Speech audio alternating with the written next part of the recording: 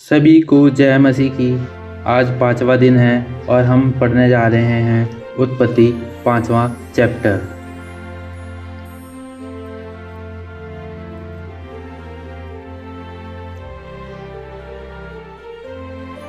आदम की वंशावली।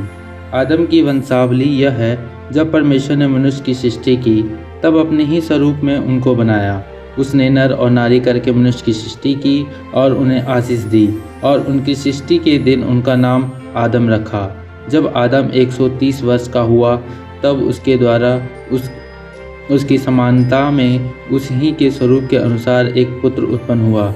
उसने उसका नाम सेत रखा।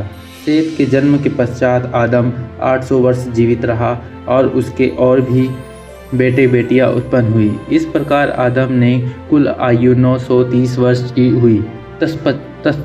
तत्पश्चात वह मर गया।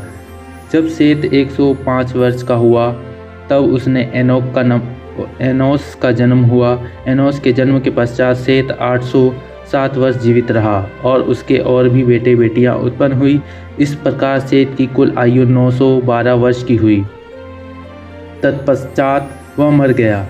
जब एनोस 90 वर्ष का हुआ तब उसने केनान का जन्म हुआ। केनान के जन्म के पश्चात एनोस 815 वर्ष जीवित रहा और उसके और भी बेटे बेटियां उत्पन्न हुई। इस प्रकार एनोस की कुल आयु 905 वर्ष की हुई। तत्पश्चात वह मर गया। जब केनान 70 वर्ष का हुआ तब उसने महलेल का जन्म हुआ। महलेल के जन्म के पश्चात केनान 840 वर्ष जीवित रहा और उसके और भी बेटे बेटियां उत्पन्न हुई। इस प्रकार केनान की कुल आयु 910 वर्ष की हुई। तत्पश्चात वह मर गया।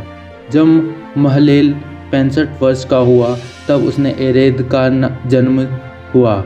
एरेद के जन्म के पश्चात महलेल 830 वर्ष जीवित रहा और उसके और भी बेटे बेटियां उत्पन्न हुई। इस प्रकार महलेल की कुल आयु 895 वर्ष की हुई। तत्पश्चात वह भी मर गया। जब एरेद 162 वर्ष का हुआ तब उसने हेनोक का जन्म हुआ। हेनोक के जन्म के पश्चात एरेद 800 वर्ष जीवित रहा और उसके और बेटी बेटियां उत्पन्न हुई। इस प्रकार एरेद की कुल आयु 962 वर्ष की हुई। तत्पश्चात वह मर गया।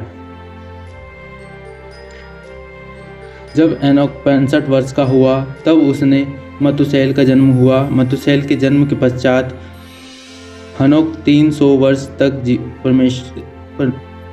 तक परमेश्वर के साथ साथ चलता रहा और उसके और भी बेटी और बेटियां उत्पन्न हुई। इस प्रकार हनोक की कुल आयु 365 वर्ष की हुई। हनोक परमेश्वर के साथ साथ चलता था, फिर वह लोप हो गया क्योंकि परमेश्वर ने उसे उठा लिया। जब मतुशेल ने 187 वर्ष का हुआ तब उसने लेमेक का जन्म हुआ। लेमेक के जन्म के पश्चात मतुशेला 782 वर्ष जीवित रहा और उसके और भी बेटे बेटियां उत्पन्न हुई। इस प्रकार मतुशेल की कुल आयु 969 वर्ष की हुई। तत्पश्चात वह मर गया। जब लेमेक 182 वर्ष का हुआ तब उसने एक पुत्र को जन्म हुआ। उसने यह कहकर उसका नाम नूह रखा, क्योंकि यहोवा ने जो पृथ्वी को शाप दिया है उसके विषय यह लड़का हमारे काम में है और उस कठिन परिश्रम में जो हम करते हैं हमको शांति देगा। नूह के जन्म के पश्चात लेमेक 595 वर्ष जीवित रहा और उसके और भी बेटे बेटियां उत्पन्न हुई। इस प्रकार लेमेक की कुल आयु 717 वर्ष की हुई। तत्पश्चात वह मर गया और नूह 500 वर्ष का हुआ और नूह से सेम और हाम और येपेत का जन्म हुआ। आमीन।